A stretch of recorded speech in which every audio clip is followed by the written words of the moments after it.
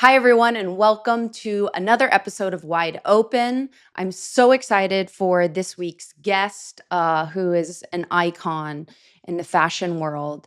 So, I would love today to talk about what a great weekend I had at all of the Oscars parties. I actually was lucky enough to go to the Elton John viewing Oscars party, and it was such a beautiful experience to see so much queer visibility in such an important, visible event. And what better than to raise money for our community? It was great to see so many incredible people in the room pushing for uh, funding for HIV and AIDS. I felt like it was a really special weekend. It was great to see so much joy in one room. I feel like it was a breath of fresh air, especially after, it's been a really, really hard few weeks and a few months.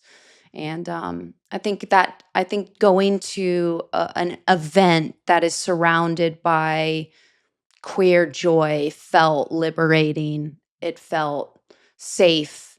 It felt that sense of freedom you get when you're amongst really incredible people who are creative minds and who work really hard behind the scenes to impact our community. It just felt like a really big win this weekend. So I'm excited to unpack, what people were wearing at the Oscars with Alice, but also just talk about women who are driving change in the fashion industry, who sometimes aren't forward facing, but doing all the work behind the scenes. So let's get into it. This is Wide Open, and this is Alice Delahunt.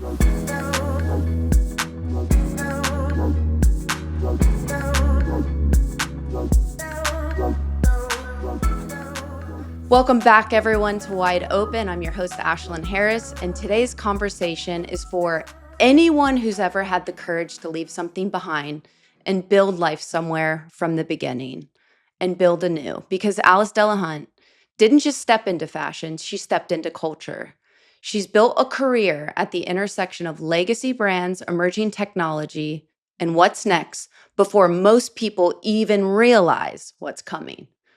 But what I love about Alice isn't just what she's built, it's how she thinks. She moved here from Ireland and had to create a world from scratch.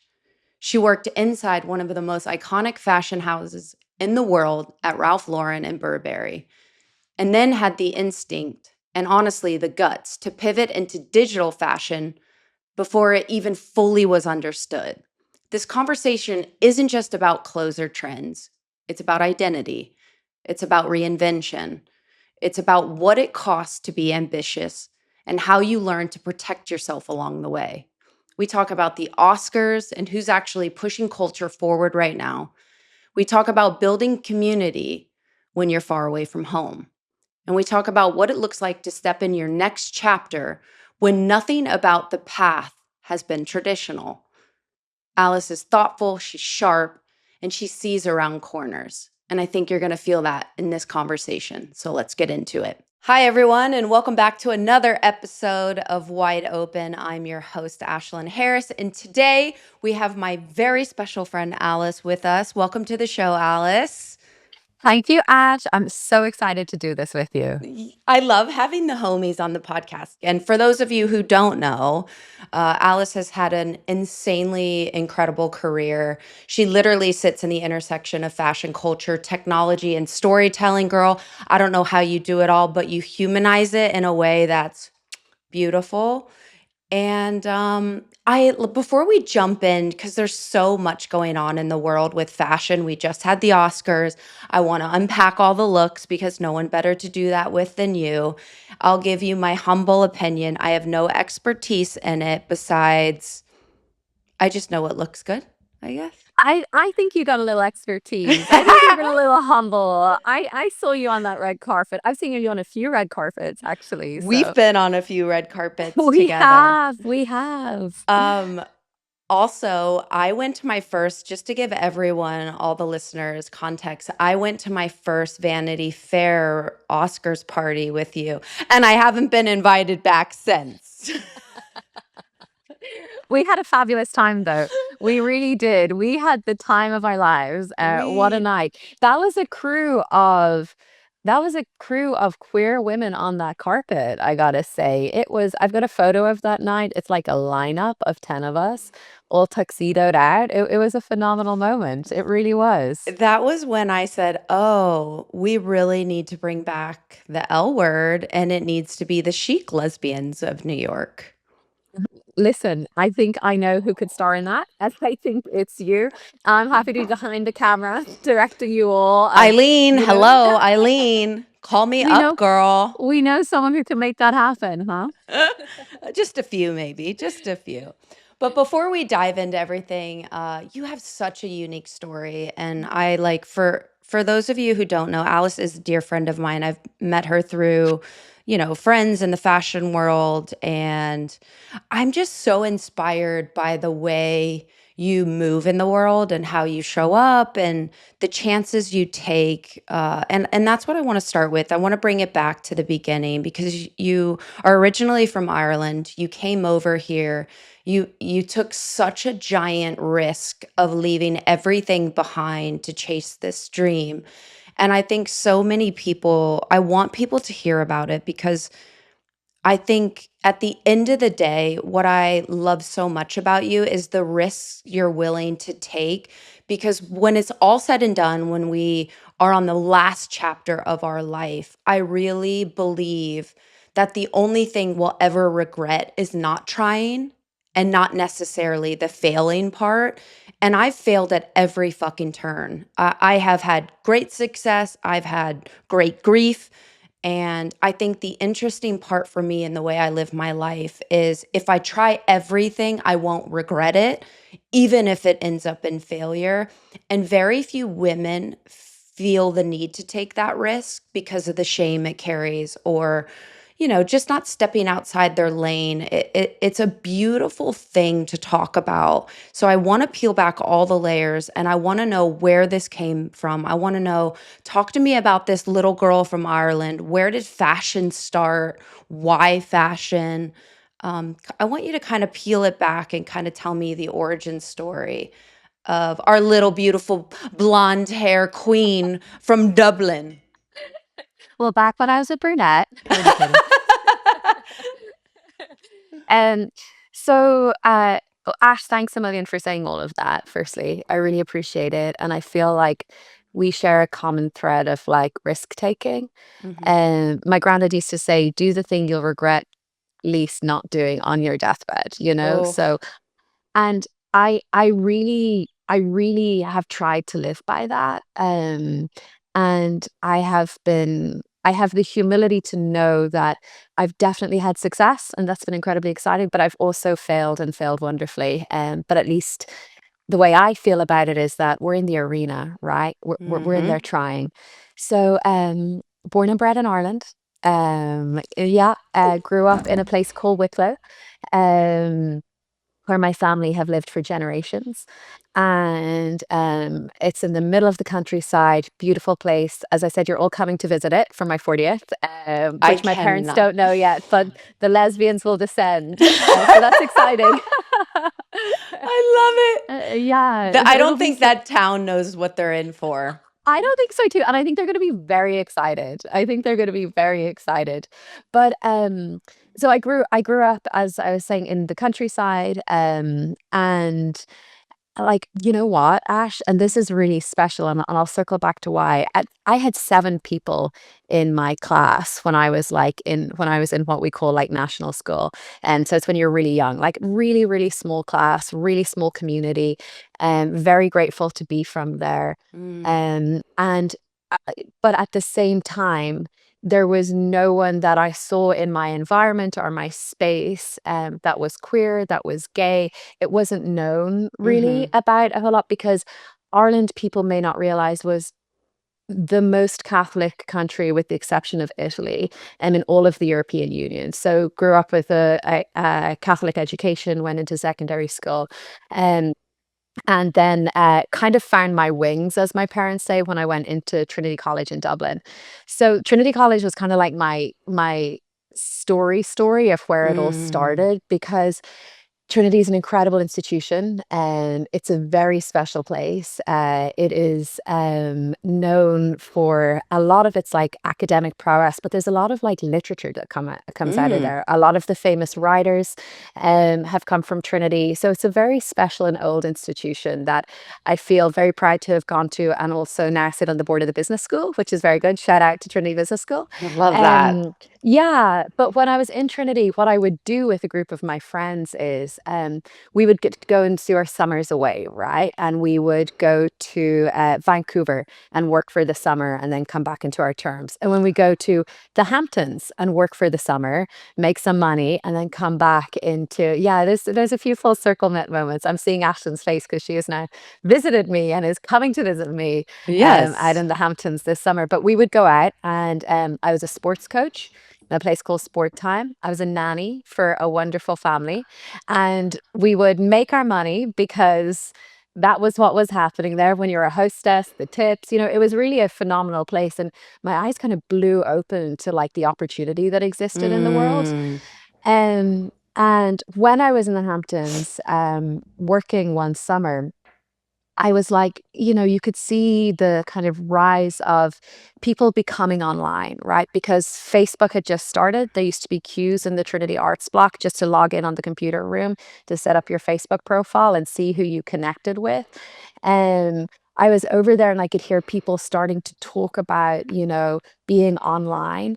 And at the same time, Vanity Fair was my favorite publication in the world. I Mm. absolutely love it. The intersection of politics, culture, fashion, incredible. But it did not exist online. Absolutely not at all. There was no, Condé Nast hadn't maybe I hadn't run at that yet. So I Mhm. thought, wow, what an opportunity. Here's all this incredible influence and readership in the world. Here's this new vehicle that people are getting used to and telling stories on, like Facebook. There's social, there's community.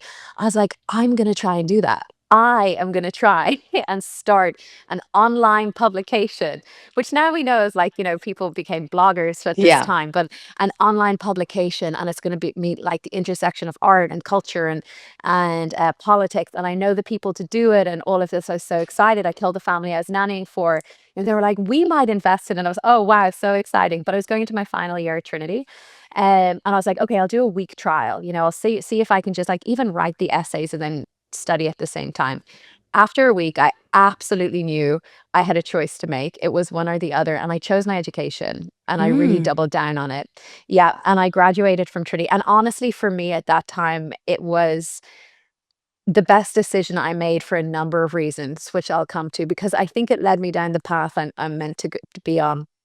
So I decided, okay, big bright lights, big cities of the world. I'm going to chase a dream here. And I know Mm. where it sits. I just don't know what it is because I know everything's coming online. I know the world isn't there yet, but what an opportunity to like specialize in it.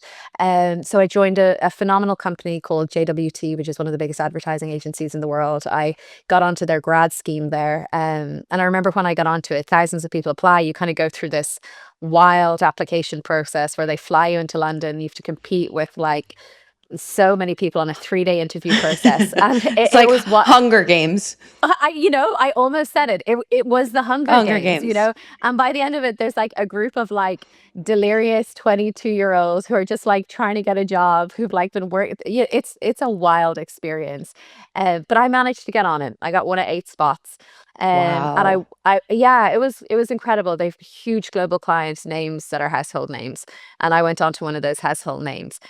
And I got in there and they're a phenomenal company and they still are. But I was really interested in what Japan was doing with augmented Mm. reality and like beautiful artwork that was advertising that was coming to life digitally, or like that Twitter had just launched the ability to be like on a website and like how important websites were. And but they weren't there yet. It was what they call ATL agency, which means above the line. And I went, okay, well, who is there and what are they doing? And I heard of the amazing Angela Ahrendts and Christopher Bailey at Burberry.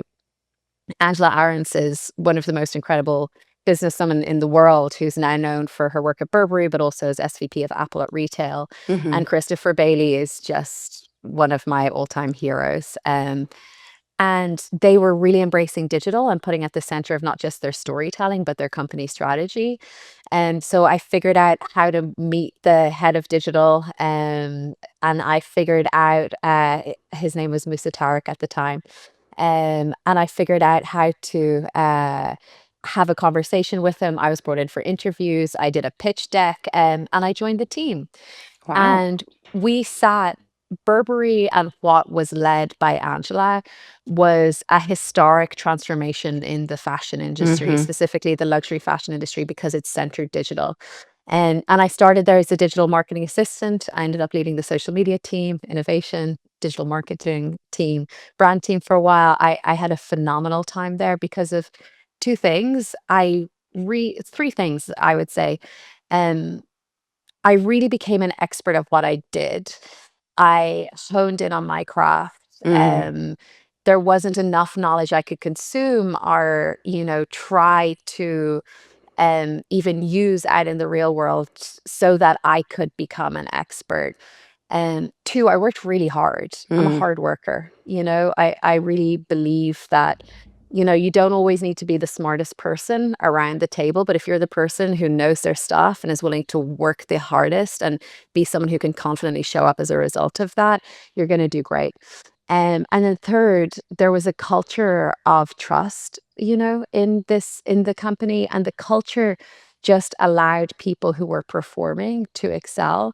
And so I met many of my mentors there, an incredible group of people, who at different stages in my career kind of lifted me up and trusted me to run at things. And we did incredible stuff. I mean, we did something called, the first like Snapchat show where we had Mario Testino, the iconic fashion photographer, shooting his traditional photography, but also shooting on Snapchat. We did some of the first Facebook commerce experiences. We were one of the companies around the first Instagram ads. We were over in Wow. China building 360 experiences, around an event where the incredible creative team, did almost like a show in Shanghai with Cara Delevingne and Syky Waterhouse. We had an incredible time, and it was at this amazing time where you were watching this intersection of technology and culture happening, that now we see, someone like a Mr. Beast can get more views than like Yes. one of HBO's top shows because he understood the platform and the audience that was around it. And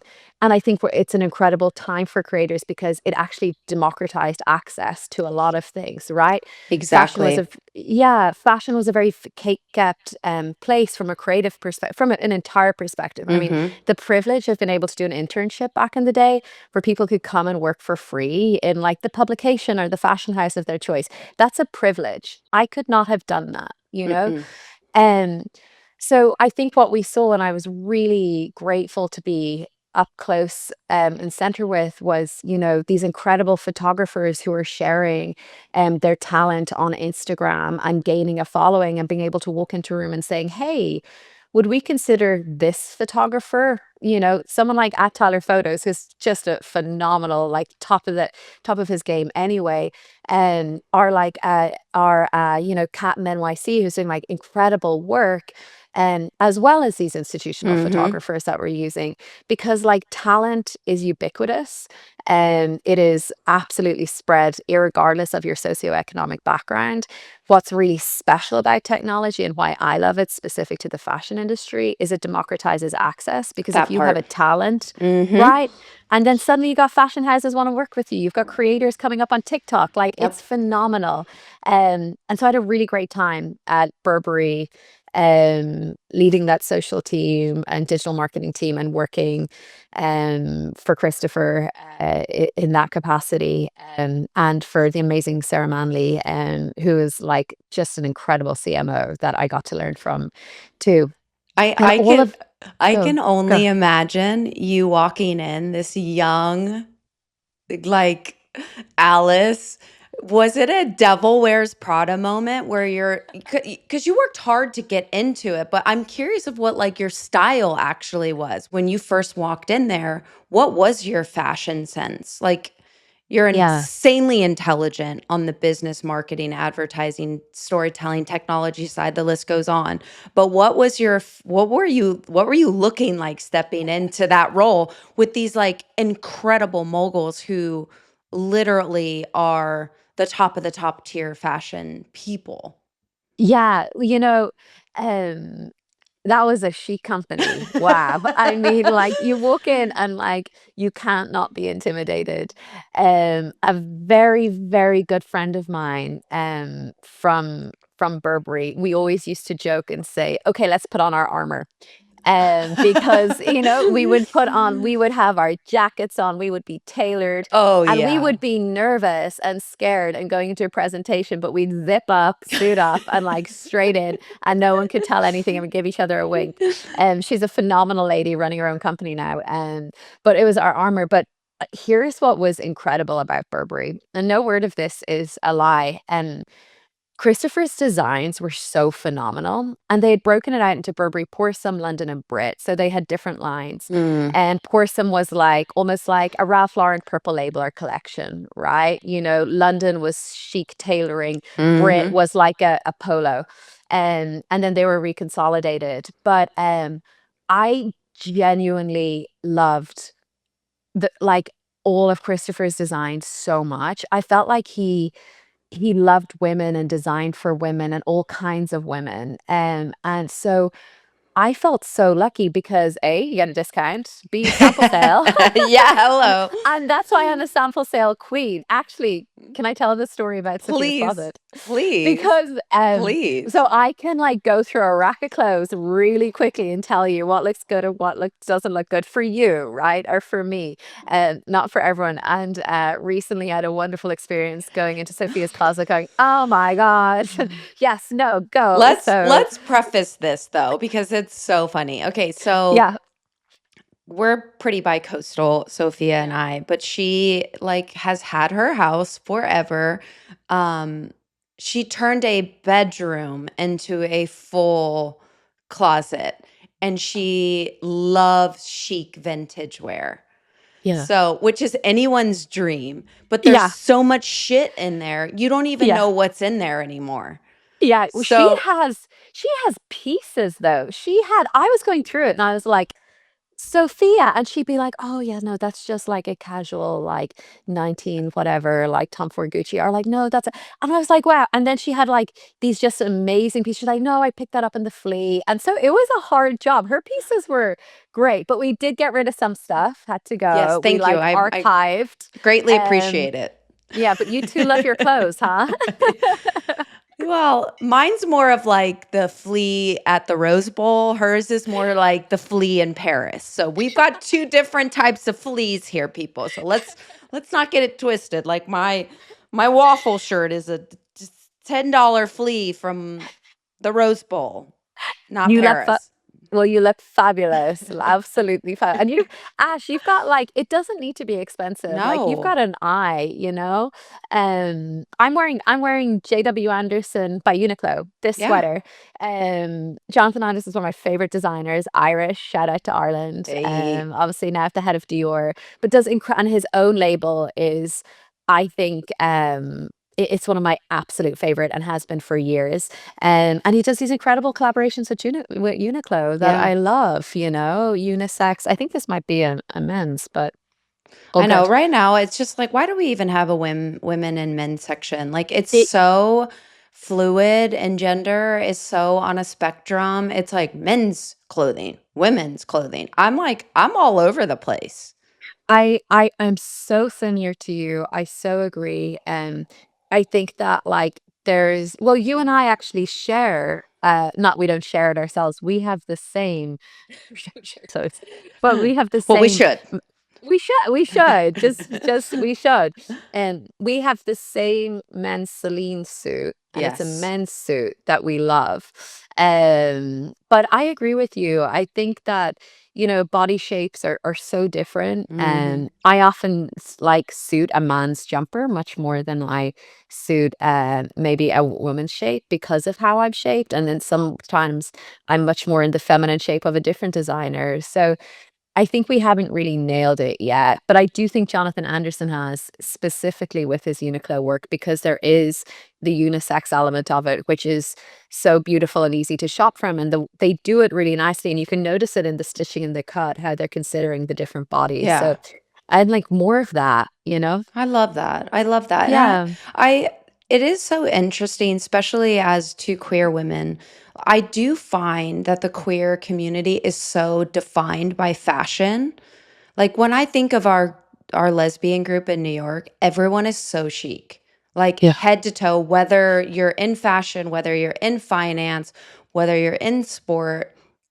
What do you think it is about clothing that really binds people together, especially the queer community? Because for me, like, so many of my friends who have fashion labels are either queer, they're queer creative directors. Like, it's such a huge part of who we are in terms of how we show up and how we express ourselves. What do you think it is about that fashion that is so heavily circled around our community? Yeah, I've actually thought about that a lot, and it kind of played into my journey a little bit between Ralph and Psyche. It Because I think that fashion is a way to express your identity in Mhm. a world that is so convoluted and has so many different forms of identity expression. And so I think all the little signals and codes we put on our body are little ways to show each other and like like I see you, I recognize you, Mhm. and B, and there's symbols of that like in so many ways throughout queer culture, right, and our history. Mhm. And B, I think it's a way to feel like ourselves. I think it's a way back to the joke I made about we put on our armor and the power of an actual power suit, right? For me personally, I step into a suit, I can walk into any room and I'll feel like one of the most powerful people in there. That's it. And that's what it does for me. So knowing those little things about yourself and how fashion is a way to do that because so much of ourselves, so much of what we are in this world and physically can be so challenging to change that actually fashion is something that you can put on you that I think is Mm. very communicative. Um, and actually, when I founded my company, Psyche is the goddess of the soul and in Greek mythology, and I thought that that was a really beautiful way, to think about fashion and as a way to express your soul, and who Mhm. you really are. If you have a bright and sunny day, if you're having a dark and cloudy day, if you're having a day where you wanna just show, like, different members of a queer community in a very heteronormative world, like, I see you, the little symbol you'll put on you and the little ways you'll do it, I think it's really powerful. I do. I love that. And you kind of touched on it with Ralph. What was it like working with such a like there's such heritage about Ralph Lauren. It's so cultured in its roots. And honestly, the last god maybe 3 4 months, the way in which they are evolving, was it The Men's fall? Show? The Yes. last Men's Show was phenomenal. It was Yeah, it was so great. so gorgeous. Yeah, It was so cultured, the storytelling piece, especially where we are in terms of a yeah, fragmented society, to pay heritage to such beautiful cultures and see it come to life, and then see the traction it got globally. I'm like, it makes me so excited because this is what fashion's about. yeah. I'm curious of like what you feel like Ralph has given you to be able to propel you into these different spaces because Ralph was such a big part of your story as well as Burberry. Yeah, I want you to talk about that because it is such a notch on your belt, even bigger than that because it is such a staple. I could not feel more grateful for, my Ralph Lauren chapter, and I wanna start with Ralph the man because he is the absolute root of everything. Mhm. And I think if anyone who's watched his documentary or read books that he has published, he is timeless in the way Mm. he creates his work. He has never been driven by trends. I think he's very honest about that. And he is always returning to the root of who he is and the movie he wants to create around a show in a moment. Because he said things like, I don't create, clothes, I create moments, I create movies. And that is absolutely what he does. I don't know if you remember his 50th anniversary show in Central Park, which was a culmination. Yes. It was I was there for that, and it was the most phenomenal introduction to the world of Ralph Lauren, one that I'd studied and knew, but to see it up close and personal and watch this man have such an impact, who has had such an impact on America, on Americana, everything from, preppy culture to, Mhm. polo sport to, double RL Americana, like returning to that.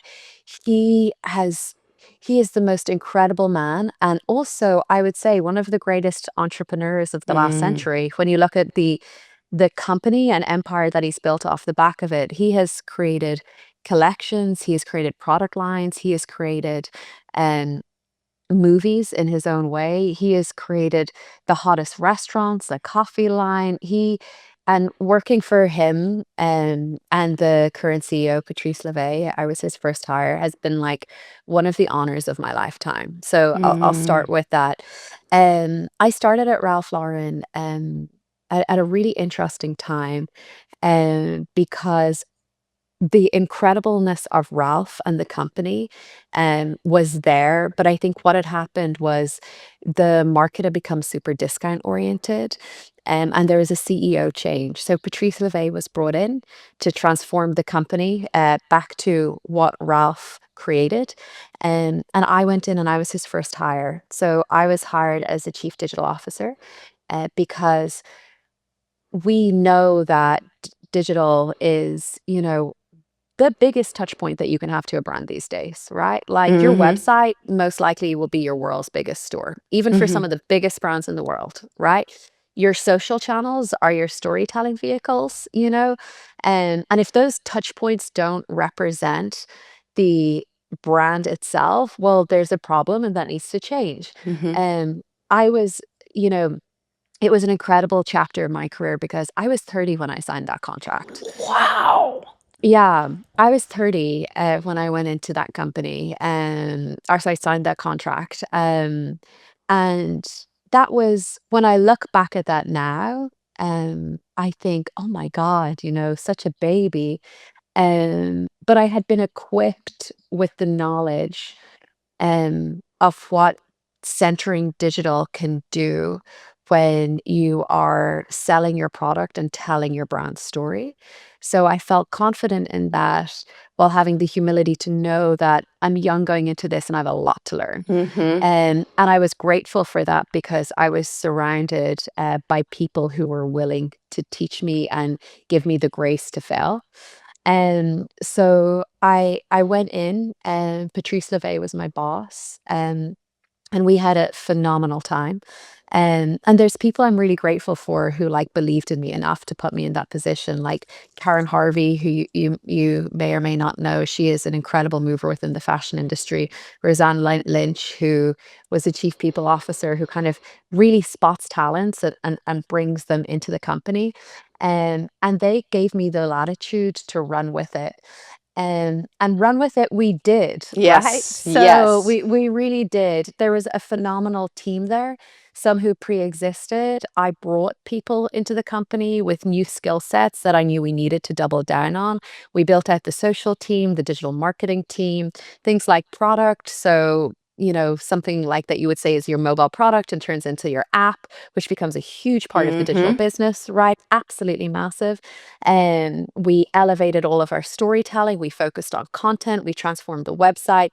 It used to be very discount oriented, but like when you bring the brand front and center and you tell the story of this product, people want to know it. People want to care about what they buy. People want to care about what they put on themselves to signal to the world and be able to talk about it like we just did, right? right? You Mhm. told me you told me about the Bowl, I told you about JW, like people want to be equipped with that. And Ralph has so many stories to tell. So I really focused on content. And then as a result of that, I took on the role as chief content officer as well. So working really closely with Ralph and running all of the advertising and advertising teams, but also, anyone in the industry will know about like e-commerce product photography. That photography is as important in my mind as your advertising. So you'll see big billboards all over the place, Ash, right? Like Mhm. you've been on a good few of them, right? So they are all over the place. And then you will have something called your econ product, which is shot in studio and doesn't have the same production value. That econ photography gets as much eyeballs as that campaign photography. And at Ralph, we've really started focusing on both. And so I am so grateful for my time there. I cannot tell you how much I learned and from, about a business, from this kind of incredible peer set of people who were treated me with so much grace. But like were in experience, had many more years than me, right? Yeah. Many in their 40s, 50s, 60s. I sat on the executive leadership team, which was, the 12 leaders within the company. Mm. And and I got to learn so much and I contributed so much. So I'm super proud when you get to sit and listen to someone like Ralph speak about how he built his business. And we had our weekly one-on-ones and then we had our big advertising meetings as well. It instills something inside you, which goes back to my initial thing that my granddad used to say about do the thing you'll regret most not doing. And I thought, wow, this man built such an incredible business and he spotted a moment and he created something. It started with ties. And I just thought, I have always, always, always had an entrepreneurial spirit. I think it has always allowed me to step into rooms and bet on myself. Mm. Um, and those bets have very often made me successful and at times have not. And I thought, I think now is my moment. And I thought, irrespective of the outcome, I need to do this for my soul. Mhm. And so everything was happening in terms of like digital was accelerating at such a pace. It was absolutely phenomenal. I started gaming partnerships as well at Ralph Lauren. So like built some of the first like experiences on Roblox because that's where a whole new generation Mhm. are right building. At the time, Fortnite's actual, which is phenomenal, Fortnite's actual fashion, like the fashion people wear on Fortnite. So let's go back to identity again and how you show yourself, right? What they're putting on themselves to like show who they are in Fortnite, these kind of fun versions of Yes. expression. The fashion, the skins on Fortnite's revenue was like more than Prada's, was more than Burberry's, was more than it was an amazing like Wow. it was when I got those data points and figures, it was incredible. There was Gucci bags selling on Roblox for more than the physical version. And yeah, no, truly, so that someone's Wow. avatar could walk around because this is a social environment and community for them, right? And we started to have those conversations we had, which was like, is this real fashion? And by the way, will I tell you who was when like so instrumental in making sure that Ralph Lauren's fashion partnership and product on those platforms was cool? Ralph Lauren, because he understood it. He absolutely inherently got it.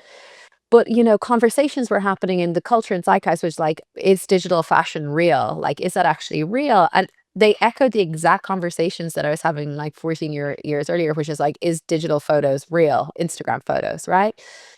And I think what I really saw, well, was I know what I saw was that you then started to have this kind of huge group of creators Mhm. start to create because they had access to technology and free software that can allow them to build 3D renders of fashion and expression and start publishing so people could buy it for their avatar. So I was like, this is really, really early. I think I'm going to try and do this. And what I'm going Mm. to do is incubate some of those incredible designers and build a platform for them to sell their work, right?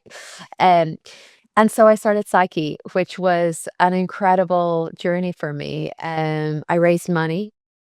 Alexis Ohanian of Reddit, who the 776 was my number one investor. I know And someone you know well. and now very, very big in the women's sports space, so Yeah, yeah, absolutely. More of our world's bridging, you know? Love it. Um, and at that time, 95% of venture, so 95% of money was going to men.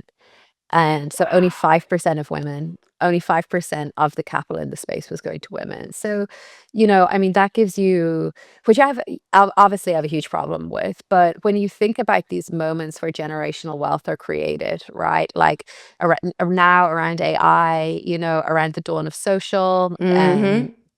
you know, when you look at the entrepreneurs who build the companies, who then control so much of culture, geopolitics, by the way, Facebook. Like, think about like now Meta, like the impact that has had on Mhm. it.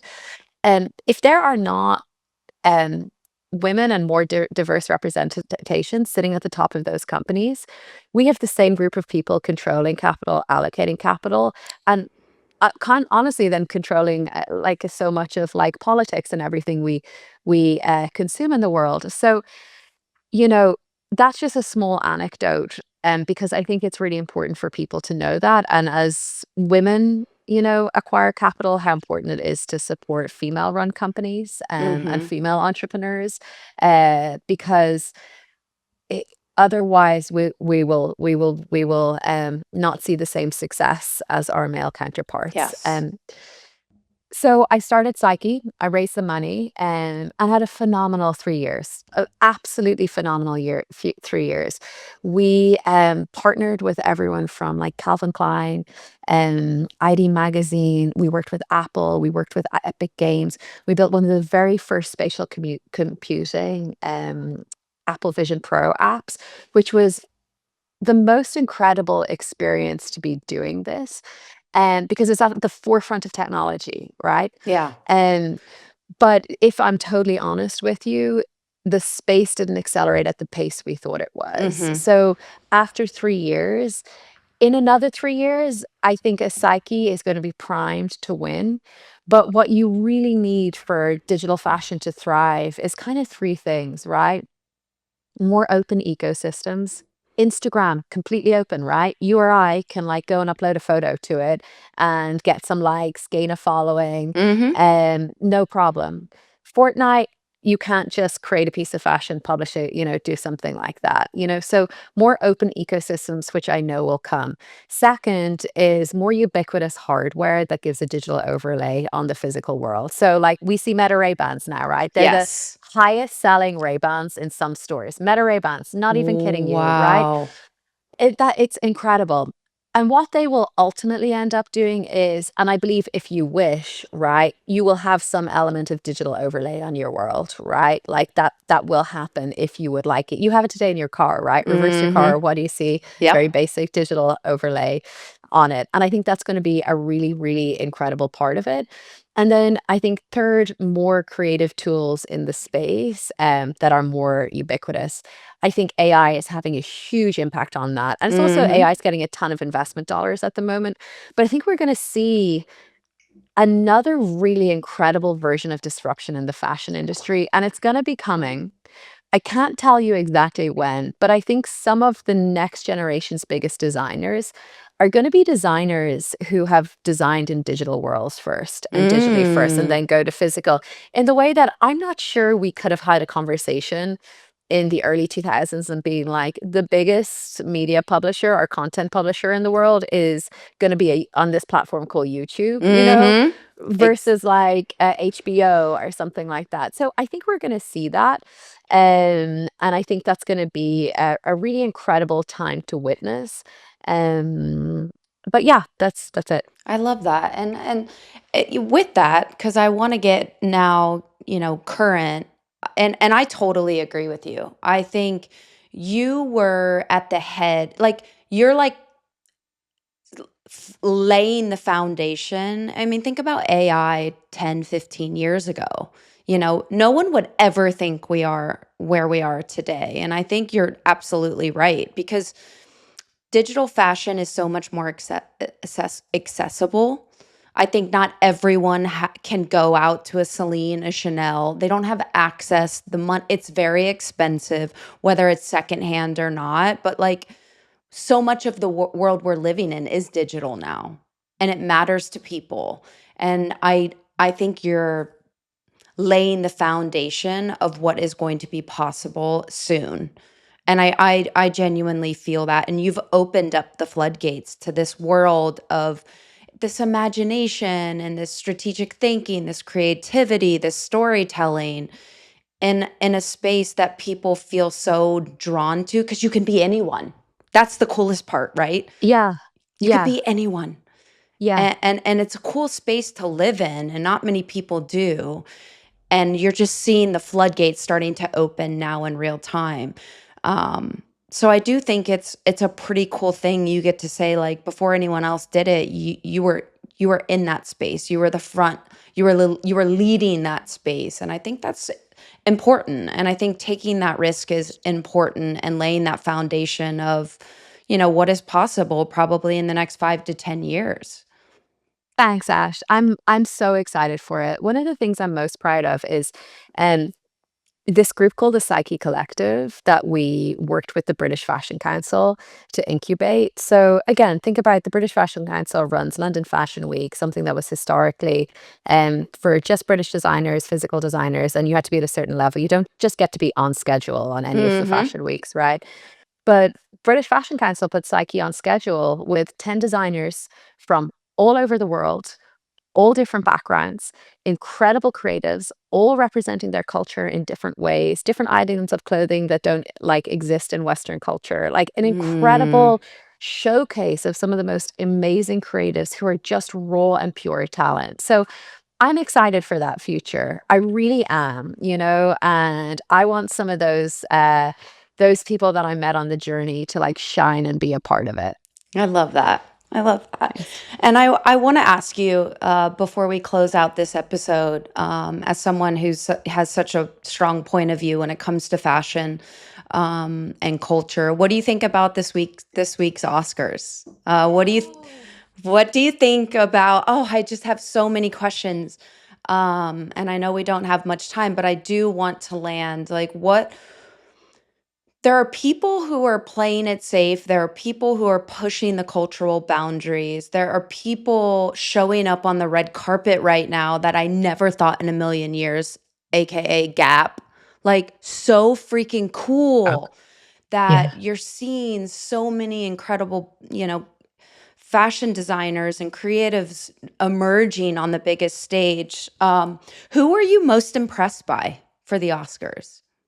Okay, so for the Oscars, obviously Irish represented over the moon with that. Would have liked to have seen more Irish designers on the red carpet, Yeah. Simone Rothschild. But obviously you've got Jonathan Anderson and Dior doing a phenomenal job. My favorite is a singer called Audrey Nuna. She was starred in K-pop Demon Hunters. Yes. And she also collaborated with Syky. So I know Audrey, and she is an artist and a creative, like through and through. But what she did on the red carpet for me was, if anyone hasn't seen it, look her up. She's a phenomenal artist, but I would say the way she expresses herself through fashion is best in class. And Mm. she worked with Tom Brown, someone again you know very well, Ash. She worked with Tom Brown on her red carpet look. I think changed into a Margiela suit. And then for her performance, and then for the Vanity Fair Oscar party, it was a couture Maison Margiela piece of art Mm. that she wore, and she leaned into her theme of golden. I saw it, and it stopped me in my tracks. It was absolutely phenomenal. She is an icon. She is major. She is an absolute icon, and if I was at any fashion house now, I would be figuring out how I could dress her because she is expressive, she is daring, and she, I think, sees fashion again as a way to express her identity in a really brave way. So Mm. anyone who didn't see it, look her up. And anyone who did see it, like, oh my God. For men's suiting, I really, Michael B. Jordan stole the night, but there was something Oh, yeah. about him understanding the assignment, the confidence, the silhouette, the culture. It just fit for me, the simplicity. Sometimes, like, I think on red carpet, sometimes we try to do too much. and actually doing less is the most elegant thing you can do. And I just think everything about it was so crisp and so beautiful. It didn't feel like too much. It didn't feel like it wasn't enough. It just was perfect, in my opinion. I agree with you, Ash. What a phenomenal man, and what a Oh, phenomenal performance. And he looked incredible. He looked absolutely incredible. So Audrey Nuna and Michael B. Jordan are the winners. okay, love that. So what's next for you? Yeah, I'm love it. curious with your life and your love for digital and fashion and storytelling and moving culture forward.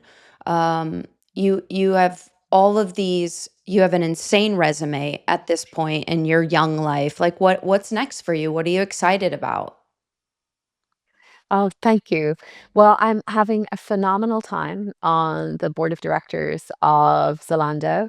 So, for any American listeners, Zalando is the largest e-com fashion marketplace in Europe.